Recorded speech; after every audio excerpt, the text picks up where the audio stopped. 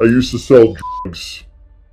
Now I sell books. I mean, it literally looks like I'm in hiding. So I think we have the effect that we're going for. I started selling at 15. I was dealing my entire life, pulling little crimes or whatever when I was 10, 11, 12 years old. Here's the thing, the entire time I was in college on the dean's list, like almost every semester. You know, moments from student teaching, and I was still trying to figure out how I was going to set up all these grow houses and grow like massive amounts of weed. So you are the real life Walter White then? The Walter White connection, I mean, that's fictional. I'm real. I'll run over to the other side of the world to internationally smuggled drugs. And then he just asked me, he leaned over and he's like, you know, do you want some acid? And I was like, that's exactly what I was looking for. He thought I just wanted a couple tabs just to party. And I turned around and I was like, yeah, I'll take 3,000 tabs. He thought instantly I was a cop. I was like, do I look like a cop? Do I speak like a Dutch cop? I'm from New York. But then I started bringing women over and they smuggled it to bring it back in the United States. Then 9/11 happened. And this is a part that I didn't put in the book because if you can believe it might have been too graphic for the book. They figured out a way to press where you could not tell the difference and the dogs could not sniff it. And I was a college student making 3 trips to Amsterdam every year when they pulled my teaching license, and I realized that like I truly flushed that part of my life down the toilet.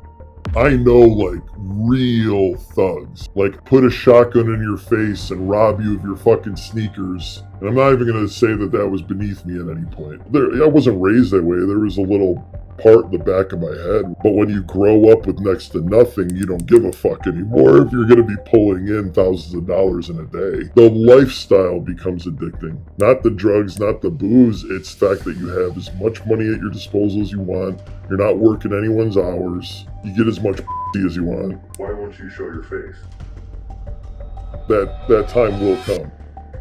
What was the moment where it felt like the rock bottom point? Was it when you were like getting arrested then and there, or like you're putting the cuffs on you, or what would you say that moment was for you? The rock bottom moment wasn't when I actually got arrested. That was pure shock, and you always bargain with yourself that you can get out of it. So I was sitting there in handcuffs in the back of their car in DA headquarters, and I sit and think, you know, the jig was up.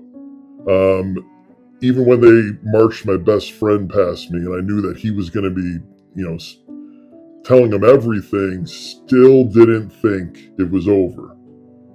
It's when they released me. It's when they took me to my house, got all my shit, my whole stash. I realized what I was facing, and then they just released me. They actually handed me money back for my lawyer, and they released me. And to literally, like, deal with it, I went and I got an 8-ball, I got a bottle of whiskey, and I got so fucking wrecked. And it was when 3 days later, when I was coming out of that binge, out of that stupor, when it was like, that's when it was really bad. I just kept myself in a room, thinking about ways to kill myself, to be honest with you. I know we were trying to make this funny, but holy fucking shit, that was real. Yeah. So take us back to that start. Like, how did you end up in that position? How did we get there? I mean, drugs is like anything, right? When you know that you're doing something wrong, you always think it's going to be like just this first time, just this only time. And then you put yourself in a position where you end up doing it again. And then you're like, okay, this is the last time. I'm just going to make this much money. I'm just going to get enough, you know, to keep myself high for a couple weeks. And this will be it. And you always like slip back to normal life. But then you do it again. And then there's this moment when you realize, holy shit, I can make this a career. Like, this is something that I can actually like do long term. But you always feel like there's going to be an end. There's going to be this day where I just don't do this shit anymore. It never comes. It's the lifestyle becomes addicting. Not the drugs, not the booze, it's the lifestyle. The fact that you have as much money at your disposal as you want. You're not working anyone's hours. You get as much as you want. And it's just, you literally, that's it. Like, it's never gonna stop until something, you know, until the DEA is slamming you into a snowbank and cuffing you and hauling them down to their headquarters. That's the only way it stops. Or someone puts a gun to your head and pulls the trigger. I was dealing drugs my entire life. I was pulling little crimes or whatever when I was 10, 11, 12 years old. I started selling drugs at 15. I was used by bigger dealers to run like an obscene amount of drugs from point A to point B until I started I got under my guy wing and he showed me the ropes, and then I started making my own money. But it was just something that you did. I didn't think it was, I wasn't raised that way. There was a little part in the back of my head where I realized that it wasn't right. But when you grow up with next to nothing, you don't give a fuck anymore. If you're going to be pulling in thousands of dollars in a day, you just roll with it. Did you ever feel like you could stop, or it just like you just basically knew that you had to keep going until you couldn't anymore? I mean, here's the thing. The entire time I was in college on the dean's list, like almost every semester, I knew that there had to be another life, but then when you're living two completely different lives simultaneously, you always think there's going to be an end. But as my one friend said, once a hustler, always a hustler. And I remember that stuck in the back of my head. I was like, maybe he's right. Because there I was, moments from student teaching, and I was still trying to figure out how I was going to set up all these grow houses and grow like massive amounts of weed, and who I was going to pass Amsterdam off to, because that was just a gold mine. I mean, I had a pipeline literally from a city where ecstasy is manufactured, and I had a line into all the folks pressing the pills, and I had a line into the folks that, to the people that were dipping the sheets of acid and making the stuff. So it's like, it was hard to give that up. It took me years to hone those connects. So just to give them up was hard to do. I mean, but there's a part in the book where a girlfriend at the time, her name's Abigail, she says, how can you sell drugs and be a teacher at the same time? So there was a part of me that always thought I was going to I can't do that, right? I have pretty low morals, but that I can't do. I can't be in front of kids teaching them about, Shakespeare and how to write a sentence and, just being an upright citizen, and then behind the scenes I'm smuggling kilos upon kilos of drugs into the country.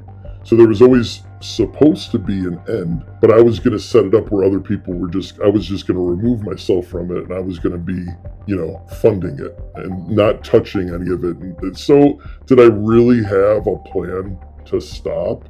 No. And that's the reality. I live with that. So, when they say, and this is probably true for 99% of the people that end up getting involved with shit like this, you either end up caught, and then you got to do all sorts of shit. You end up dead, and I don't know the 1% that retires. I don't know who they are. Never met them. Correct. Yeah. Okay, let's skip around a bit then. After you got caught, what was it like? What did you have to go through? I mean, that's... I wish I could say it was rock bottom, but the entire time that I had to work as my drinking and drug use ratcheted to a point that I didn't even think I could get to. But I think that's just how I was dealing with what was happening to me. So it's like immediately after, it's survival mode, It's get with my lawyer. I told my parents. That was one of the hardest conversations ever. But you got to keep something like that close to your chest. You don't wear a banner that says "I've been busted. Now talk to me about drugs," right? You don't tell anybody. First year, because it was crazy. I did some things over that summer, and I ended up getting a job. And there I was, like, working in one city and then being a completely different guy in another. And it was taxing. It was tiring. The lines started to blur.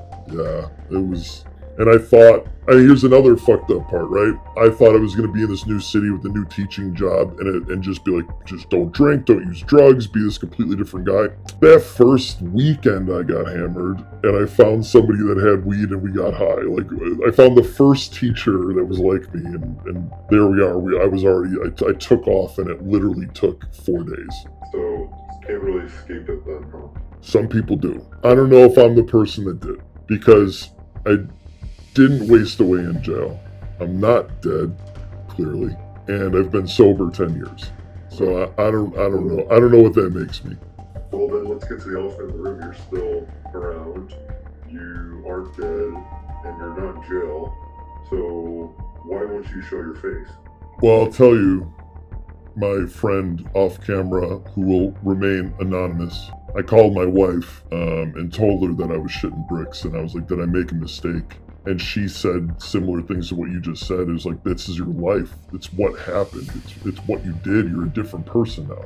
You are somebody that turned it around and redeemed yourself. So be it. Whatever happens, happens. You've been wanting to write a book your entire life, and now you have. And embrace it. And that's where we are right. That's where we are right now. Here's the thing, and I can go back into quote unquote character. Or maybe I'm just the same person. The whole time I was doing this, I thought I was different. Because, like, I know, like, real thugs. Like, I know put a shotgun in your face and rob you of your fucking sneakers type motherfuckers, okay? And I'm not even going to say that that was beneath me at any point. But I can still quote you poems that I have memorized from William Carlos Williams. I could still, sit there and tell you about my favorite movies and tell you about, facts and figures from my favorite sports teams, and just like, there's a part of me that's cultured. And I don't know if that makes me different. I mean, hey, I'm not that different, right? I got caught. So, but at least while I was doing all this shit, I thought I was. Let's do something not in the book. How about that? Something juicy, something we haven't heard before. Do you want to know, like, what, from the very beginning? Like, how does a guy from Buffalo end up in the Netherlands as the person that then gets to be the person bringing back all the shit to the States? That part is in the book. I learned from about Amsterdam just about reading from it. So there it is, right? So, like, me being an avid reader, I was like, whoa, okay, wait a second. Drugs are tolerated over here? All right, interesting. And then it was just a trip I got invited to over the summer, and I knew we were going to hit it up. And it was innocent enough, but in the back of my head, I had some run-ins with some folks. I got a gun put in my face for a pound of weed, and that easily could have been the end of it. So I was like, I got to get out of this one neighborhood. And honestly, I found new clientele with going to college. It was just a bunch of people that had mommy and daddy's money, is how I put it in the book. But all of a sudden I'm in Amsterdam and I'm like, all right, I know where I'm at. I just have to find the person. And I mean, I can say his name. We called him Johnsky, Uncle Johnsky. It's how he referred to himself. He was a British guy. He's no longer alive. He's no longer with us. He spent I think it was 7 years in an African prison. And he contracted, is that the word? Contracted a horrible disease. So he knew his time was limited. And I always asked him, we would always, have these philosophical conversations after we, set up the deal and everything. It's like why we do what we do. Well, me, it was easy. Like, I loved coming to an international city and just getting lost in women and money and drugs and alcohol. And he was doing it for his daughter. He said he just wanted to make sure that his daughter got into a good college, graduated high school, got into a good college because he knew time was ticking on him. He knew he wasn't going to live forever because the disease that he had was like terminal. So Uncle Johnsky, he pretty much taught me how to smuggle drugs internationally. He asked me because I bought some shrooms, mushrooms is psilocybin. I don't know. I'm saying this to people that might not, mushrooms, right? You trip off of them. They're tolerated to the point where you can walk into a coffee shop and literally order weed, hash, mushrooms, and literally like a double espresso. You know what I mean? And then he just asked me, he leaned over and he's like, do you want some acid? And I was like, that's exactly what I was looking for. He thought I just wanted a couple tabs just to party. And I turned around and I was like, yeah, I'll take 3,000 tabs. And that's small. It's small at the beginning. But he was just like, what are you talking about? He thought instantly I was a cop. I was like, do I look like a cop? Do I speak like a Dutch cop? I'm from New York.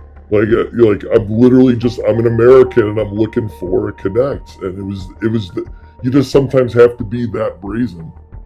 I knew the clients were over here on stateside in Buffalo. There's no shortage of people that want to party in Buffalo. Shout out to Bilo.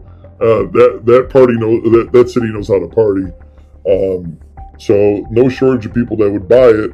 They just needed someone who could get it, and that's what I turned myself into. Interesting. Okay, that makes sense. I don't know how much in detail you can go into this on like how you actually got the product from Oh, I don't give a fuck. Yeah, I don't care right now because I got caught. So what does it matter? But I never got caught doing. I never got caught doing it internationally. I got it back to the United States, and then I had a friend rat me out to save. It's in the book, but to save his girlfriend at the time, who's now his wife, to save her, they threatened to, and he gave me up. And it is what it is. I have no ill will. At the time I did, but you'll have to read the end of the book to understand how I came to grips with that. At any rate, so how I originally smuggled acid back into its LSD back in the United States was I mailed it back. Then 9/11 happened. And this is a part that I didn't put in the book, 'cause if you can believe it might have been too graphic for the book. But then I started bringing women over and they smuggled it in them to bring it back. Well, I guess that's all we need to know. and how you do that is you wrap it into 6 condoms to make sure that it's not going to burst, because if it did, I don't even want to think about that. Yeah. What would happen if 10,000 hits of LSD burst into your what happens? Someone doesn't come back from that. Someone doesn't come back from that. But then that, I hate to say it like this, envelopes weren't enough, body cavities weren't enough for the amount that I was bringing back, and then I started smuggling MDMA, and that takes up way more space than paper. And this was, I think, truly ingenious. If it was my idea, I'd say it. It wasn't. It was Uncle Johnsky's idea. He knew a bookbinder, and we took hardcover college books, and they pressed so hard the MDMA, and the MDMA itself became the book cover.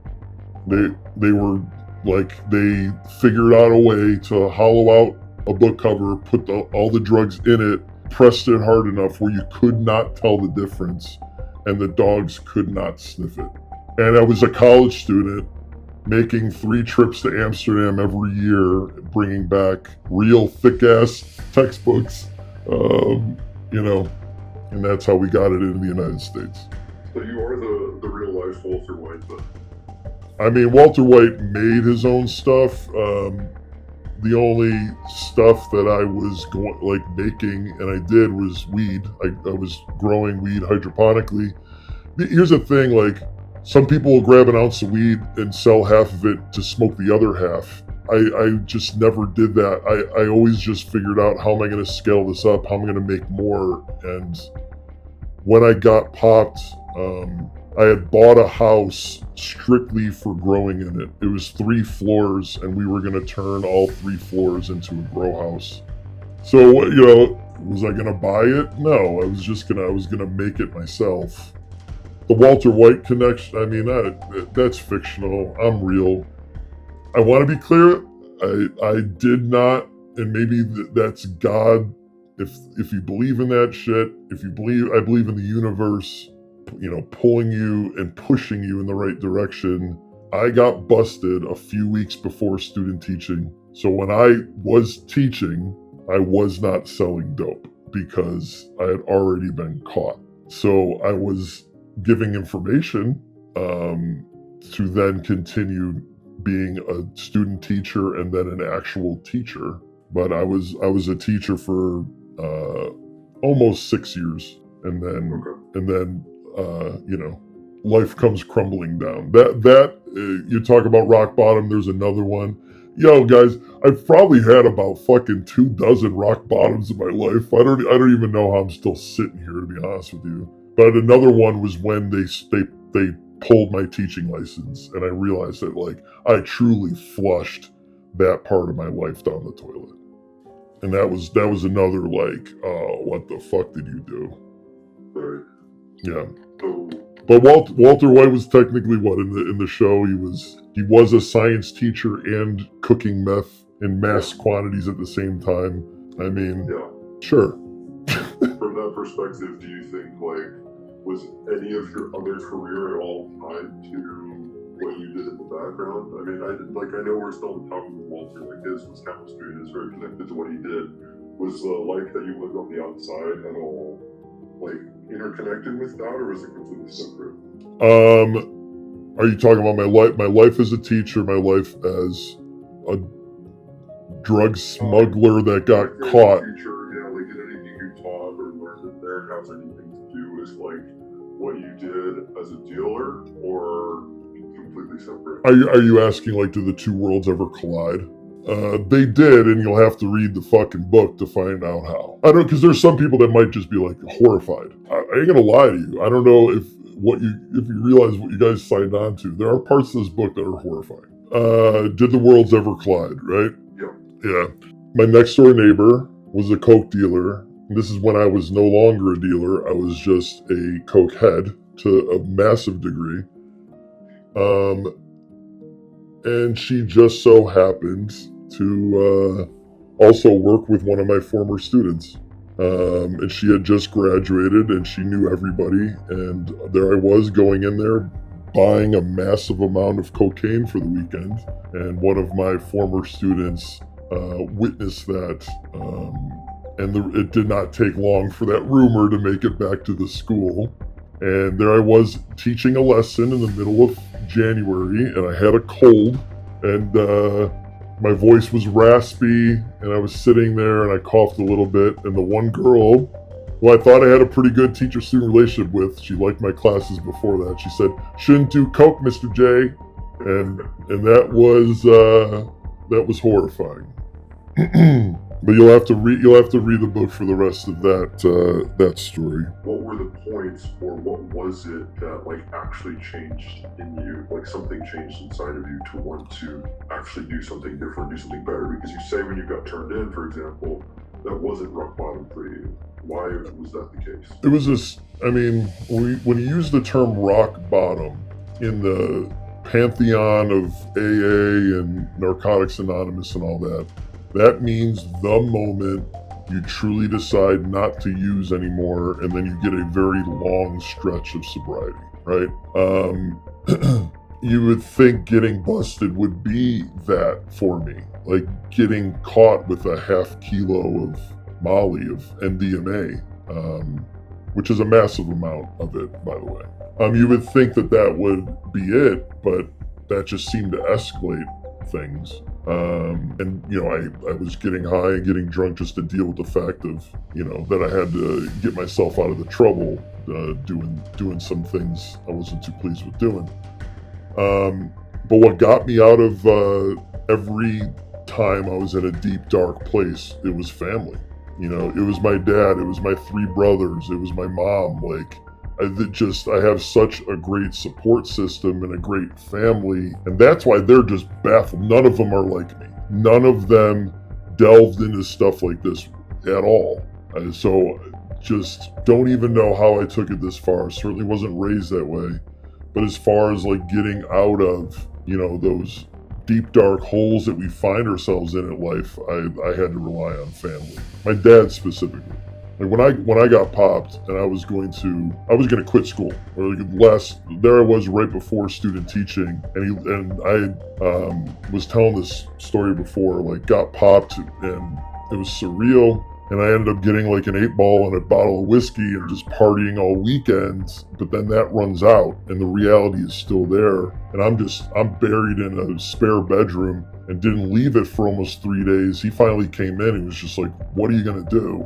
And the first thing out of my mouth was, there's no way that I could finish school. And he looked at me and he was like, and if you don't do that, like, then you'll truly be nothing. Like, then you will have, given it all away. Then you'll truly have nothing and be nothing. And he's like, you have to finish school.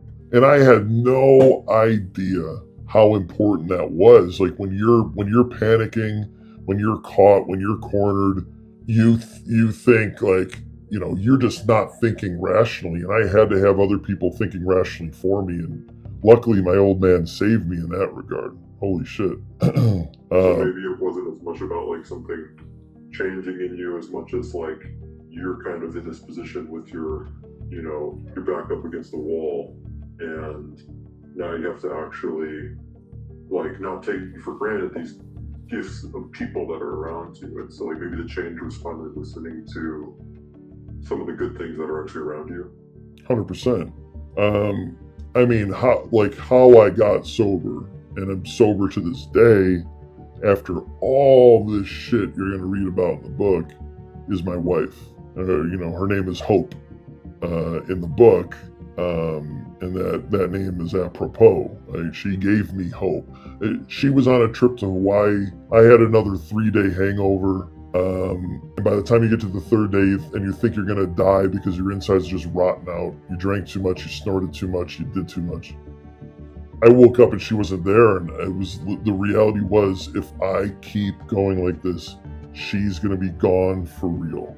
And then the next thought, and when she's gone for real, you're going to kill yourself. One way or another, this will end you. And the next thought in my head after that was, but wait a second, you want to live, and you want to live with hope. And like the next day, I was in an AA meeting and I haven't looked back. And it's been 10 plus years of sobriety since that moment. So was it me? Maybe, but it was also the fact that like I had such a strong support system, and I had an awesome, girlfriend at the time who became my wife later. That's a big reason why I got sober as well. You're probably very self-aware of it, but like a lot of people will probably look at this silhouette of you and the anonymity of all of this, and maybe it's all just BS. It's all like, is it just a marketing trick, or what is the point of all this? Is there a deeper meaning behind it? I mean, marketing trick, fuck no. Is this me? Absolutely. I don't know how else to write except for just to like tell it like it is. The stories that we find in Buzz Junky 100% happened. If it didn't happen to me, it happened to someone I know. There's so many stories in there that people are going to be able to point to and relate to. Marketing ploy, I don't fucking know. I mean, I hope people buy my book, but ultimately, like, I have myself off camera for the moment, just because it's not time to show my face. That time will come. Okay, well, so you hide your face, you won't show yourself, but then why in the book, and why in everything we see about you in this character, why do you like to talk so much about books and film and art? What's the meaning behind that? I mean, it's who I am. Just when the title of the book, Buzz Junky, isn't just referring to alcohol and drugs. It's anything that gets you excited about being alive. It's anything that gives you a buzz. It's anything that you just, it just gets you off. Like, you just love it, right? The stuff that just gets you going, the stuff that just life is made of. And I mean, I grew up in the 80s and 90s. I mean, movies are it, right? I don't hide from the fact that people may make fun of them now, but Arnold Schwarzenegger movies, man, they're just everything to me. I love that shit, I don't even care. I don't hide from that. I've been to so many great concerts at this point in my life, just spanning from my first concert, which was Metallica, and the Black Crows, not the Counting Crows, the Black Crows, and it was supposed to be Aerosmith, but Aerosmith canceled last minute, but we didn't give a shit. We were there for Metallica, and that was when I was 14, and, you know, don't have to disclose my age just yet, but it's just a ton of great shows, and, you know, yeah, I want to talk about that. And as far as sports is concerned, I'm going to be diehard Yankees, Sabres, and Bills for my entire life. I'm going to die that way. I'll ride with those teams no matter how good or shitty they are. We got the Buffalo Sabres tonight.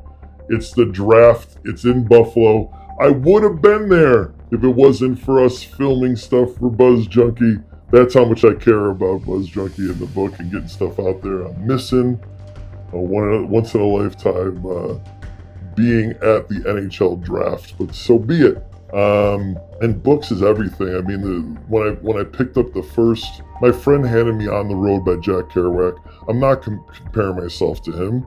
Jack Kerouac was king. He was great. The Beat Generation's amazing. But that book just opened up something in me. It truly just inspired me to get in my car and drive and just see places. And I got handed that book when I was 16, and that changed my life. So, I mean, I don't hide from it. I'm not ashamed of what I love. Let's talk about it, right? Everybody loves some stuff. They shouldn't be scared of talking about it. Doesn't matter what it is, whatever floats your boat or finds your lost remote, you dive into it, and that's it. That was an Andre 3000 lyric, by the way. You're just full of references. That's what's great. I think that's the whole point, really. I don't know if you see it the same way, but like, you know, I can see that like your story is rooted in like wanting to find that purpose, wanting to get that high, and doing it in one way that maybe wasn't the best way, but like what you found now is something much deeper, much more meaningful, and arguably much better for you. Would you say that's right? I would agree with that 100%, right? There's more to life than getting fucked up and getting high and slipping your dick into something. Is that what you wanted to say? Exactly. Yeah, just you said it in a way that I don't think I would have, so that's great. That's great. That's great. Can you talk about what the importance behind sharing a story so gritty and raw like this? Why is it important to share the story? Well, like my wife said earlier, it's my life. It happened. It's what I did. Don't be ashamed of it. You know, I'm on the other side of it.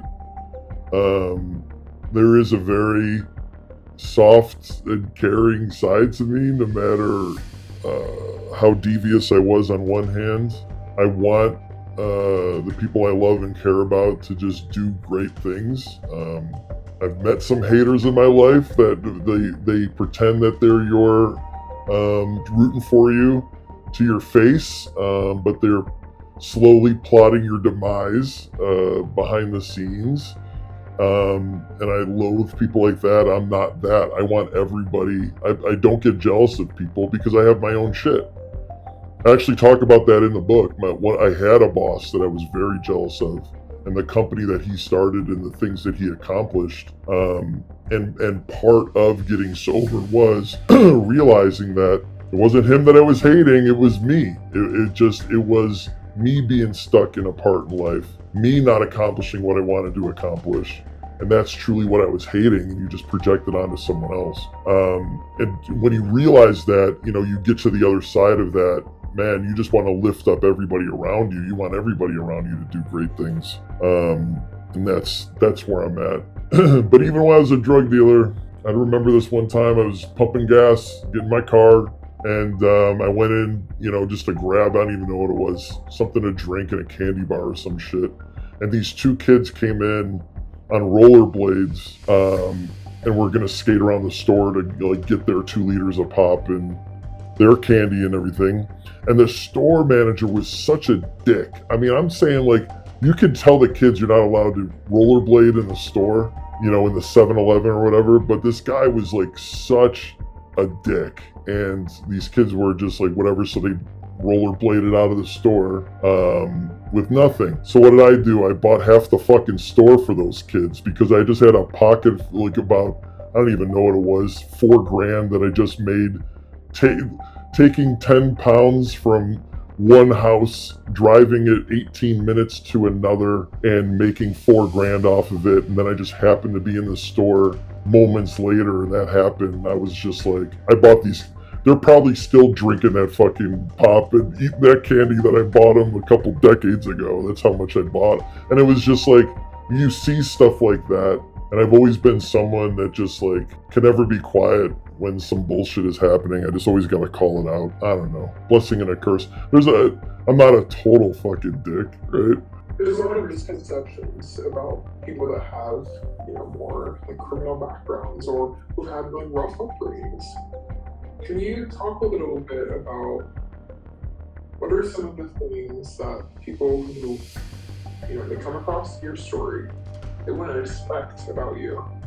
I mean, look, there might be some folks that are going to be absolutely disgusted by this, pick this up and be like, why do I give a fuck about a guy that used to sell drugs? And I get it. And that may happen, and so be it. But there's more to the story. And that's, the only way people are going to find out about the other stuff that was going on in my life, the positive stuff that was going on in my life, is that they got to read it. It wasn't just a life of crime. There was other parts. I was still a brother, still a son, still an uncle, still a boyfriend to somebody at that point, then a husband. And I care deeply for those folks and would do anything for those folks. And I hope that is also shown in this book, is how tight my family is. There's a lot of passages where it's just an homage to my old man, our dad. Like, he was great, still is, and so I hope people can see that other side too. There's always two sides to a story. It's never what it seems. It's never just black and white. You look at someone and that's it. Criminal, that's it. Write them off for the rest of their life. That's not how it goes. It should never go that way. Everybody should have an opportunity to redeem themselves. Everybody should have an opportunity at redemption. And I hope that's what this story shows. The thing is, there's probably a lot of people who might actually be in the same place that you were right now. Maybe not literally, maybe they're just lost in something else. Maybe actually literally, but they're at that low point, they're at that point where maybe they're not at quite the low point yet, but they know it's coming and they can't escape it. What would you say to that person? I mean, first you gotta decide, who do you want to be? If you got no problem being that person, well, continue being that person. Indulge, do what you gotta do. But if you're, there's always a way out. There's always something that you can do to better your situation. And there's always somebody that you can rely on or tap on the shoulder and ask for help. And that's really what it comes down to, is just being brutally honest with yourself and asking for help. That's eventually what I had to do. I knew I couldn't get sober on my own. That's literally what AA, I owe that institution everything. And that's just, it doesn't matter what it is, whatever you're quote unquote addicted to. Somebody else is, A, the realization that somebody else is dealing with it. B, there is a solution to your problems. C, you just have to look hard in the mirror and realize that, like, you're probably the start of it and you need to ask for help. And there's a solution for everyone and redemption for everyone as well. Well, it's my last question for you. Will you ever reveal yourself? Yes. Okay. When? Or even sure? Jury's still out, but I got a good feeling it's gonna start. And we're gonna go from there. I hope to see you there.